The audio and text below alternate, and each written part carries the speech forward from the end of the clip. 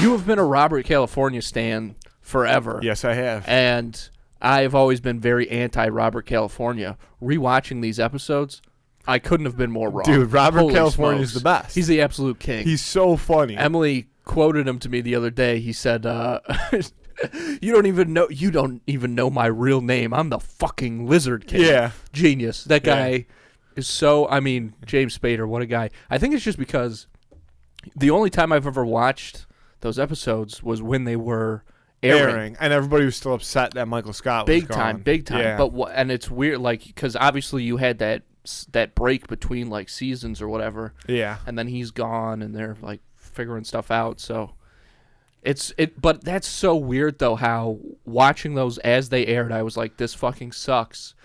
But watching them with even just back to back, even with all the Michael Scott stuff, I was like, oh, this is. He's just not there, but this is still great. This is still a super funny show. I wasn't a huge D'Angelo fan. Nobody is. I just think, like, I know it's a very short amount of time, but, like, first of all, I think I don't find the way that they meet funny at all. Oh, at the bar, right? Yeah, when they're both, like, sitting next to each other, like, talking to each other. Like, that's just, I don't know. It just doesn't get it done for me. I like that. It's kind of old school. I know people like the juggling thing. That's kind of funny. The one scene that would always drive me nuts is when he's getting his face shaved by the barber that he brings into the office, and then Michael Scott makes Aaron try to, like, shave Oh, my God. Like, I don't like that scene either. Like, it's just, I don't know. But, yeah, Robert California's whole character arc is hysterical.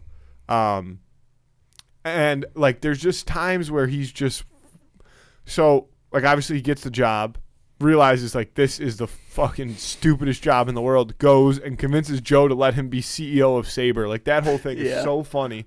And then, like, times where something will be happening that, like, somebody should step in and do something about, and he'll just be like, this is very interesting. Let's see how this plays out. Like, and he just does nothing about it.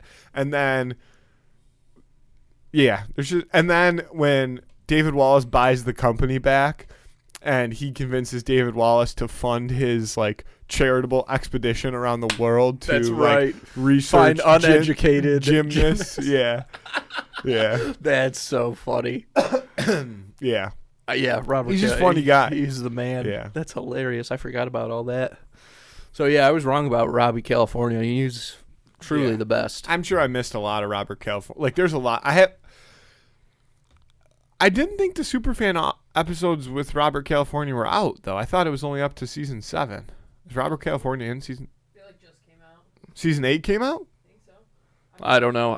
These ones might not have been the Superfan ones that I watched, but they did have Robert California in them. Because there's some of the Superfan stuff. I've been watching those because I've never rewatched The Office before, but I started at season, like, a little bit into season 2. I started the Halloween episode of season 2.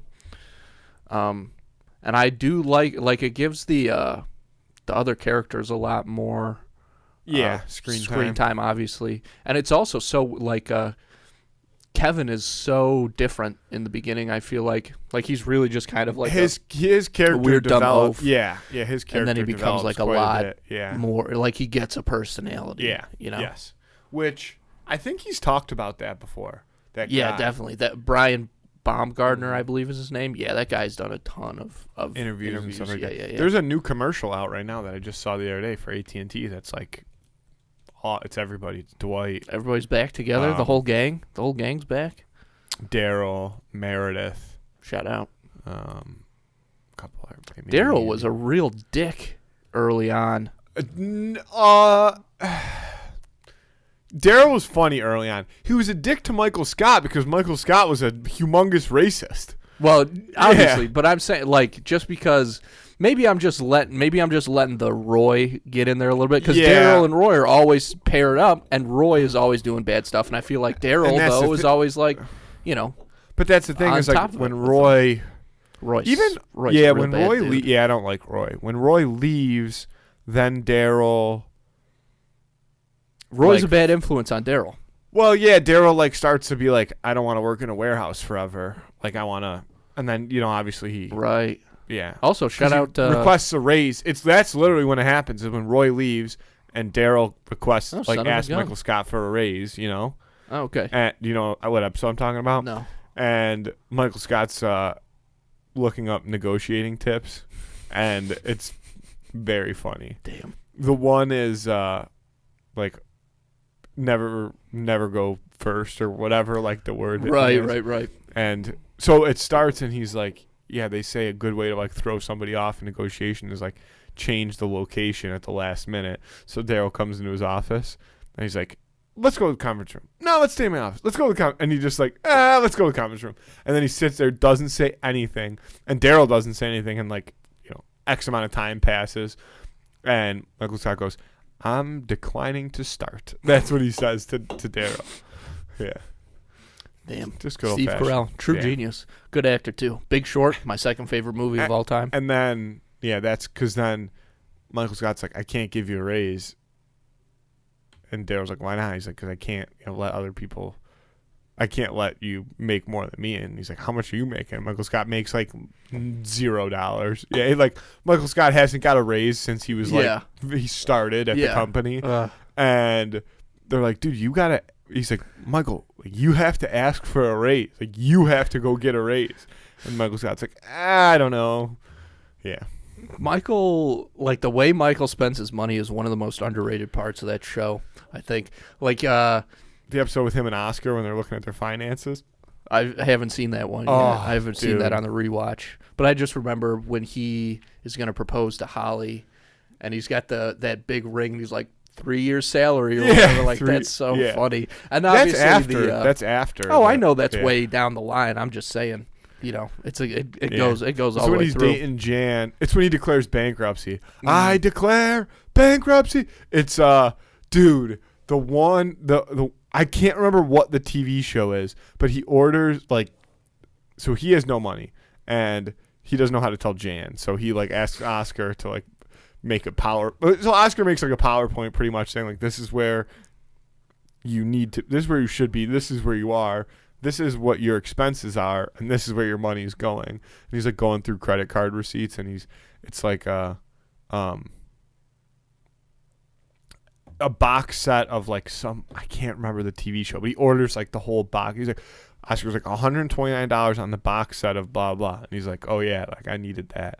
And then he reads like 2 more chargers, and he's like, another $129 on the same exact box set. Michael, why do you have 2 of these? And Michael's like, the other one was going to be a gift or something like that. And Oscar's like, you forgot you had ordered it the first time, didn't you? And Michael's like, I forgot that I ordered it the first time, yeah. Just good old-fashioned fun. Just good old-fashioned network TV, baby. Yeah. R.I.P. R.I.P. to network TV. R.I.P. to network TV. Yeah. I have watched a little bit of Brooklyn Nine-Nine. Sure. Now that's on Peacock. Or not that it's not been on Peacock, but with it on Peacock.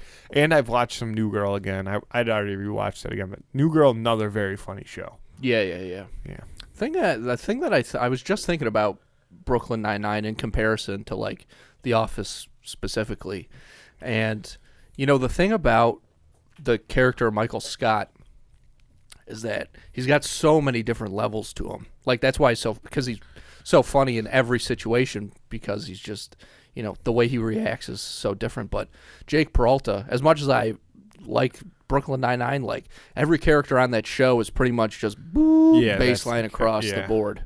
And it's funny, but it's also like, you know why I was thinking it? Because I'm like, that's got to be so exhausting. Because there are scenes, like when Michael gets like, you know, kind of pouty or whatever, and Steve Carell can be funny, like playing very low energy when he does stuff, you know, like this and things like that. But then if you're Andy Samberg being Jake Peralta, like that whole guy is just like, blah, blah, blah, you know what I mean? Like that's got to be day in and like day out. That's got to be brutal. Eats too much sugar and then falls asleep, and they change all the clocks in the office to say 5 o'clock, and they all get really loud on 3. He's like, oh, day's already over, huh?